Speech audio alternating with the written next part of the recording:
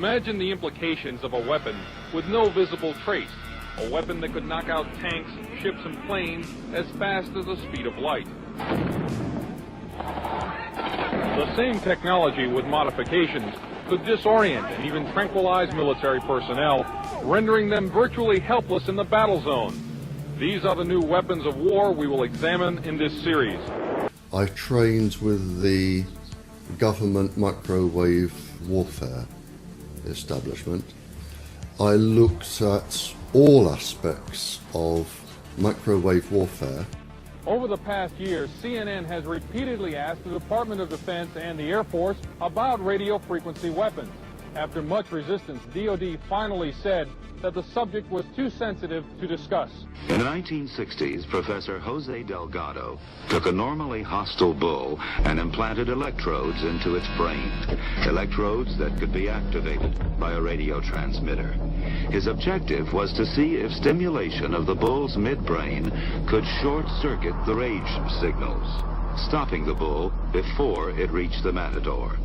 After the bull had recovered from the implantation and in mid-charge, the button was pressed. The bull's aggression ceased instantly. A clearer experiment was performed with cats.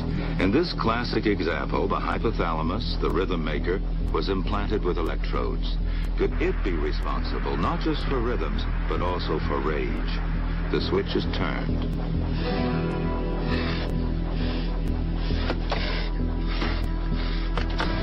Then the switch is turned off. So indeed, the hypothalamus does control certain types of aggression.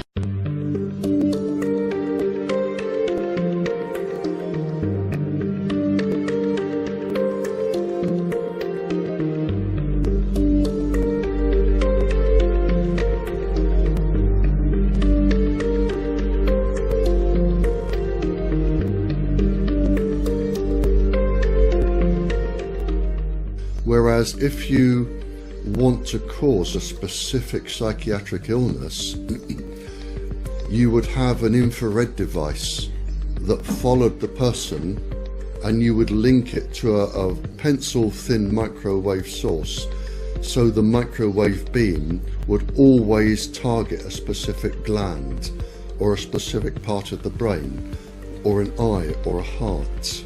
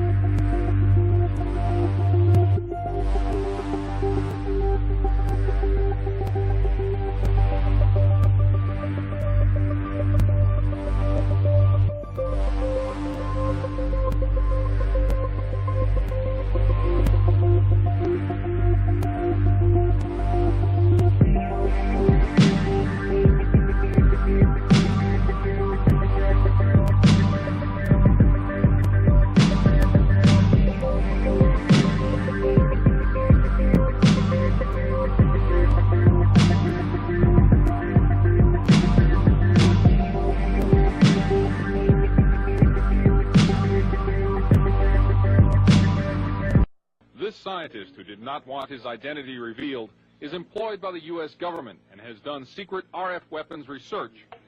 He believes that tests done with ELIDA and similar machines prove that humans are susceptible to remote alterations of mood and awareness. Certain kinds of weak electromagnetic signals work exactly like drugs.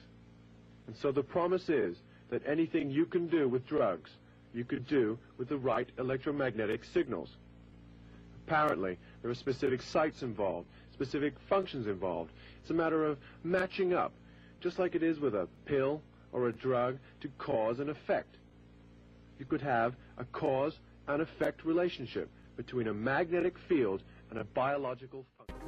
Yeah, I mean, voices are the easiest ones because all you have to do is stimulate the cochlea with a set resonant frequency. It's very easy.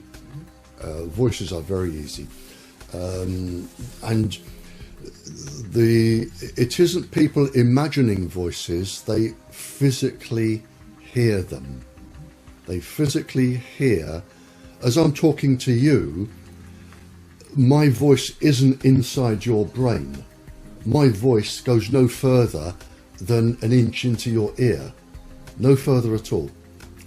It's the electrical signal that makes you interpret how I sound. And once you've got this electrical signal, which can be a chip or lots of things, you can physically make people hear voices, certain voices. And it can be any conversation, and it can be anybody you want to hear. It can be a soft, angelic voice. It can be a god. It can be something that scares you, like a devil. It can be anything.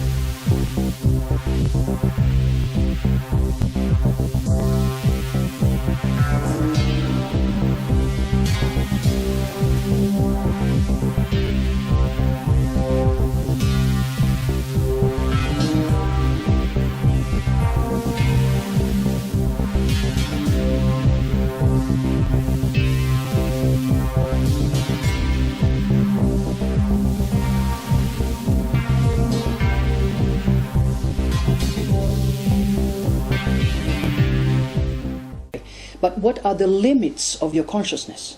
What is your consciousness? Where is it? What color is it? What form is it? You don't get these answers from the medical schools. And that's very wrong, because if we as students would get the right answers, we would totally differently treat our patients. Not just the body, but we would treat the energy. And doctors don't even generally know anything about the frequencies, that you can really, with different frequencies, cause from outside different emotions. And today's military technology is flabbergasting. I mean, it's like science fiction, but it is not science fiction. They can read your thoughts. That is, of course, thought signals, because every brainwave is different with different people.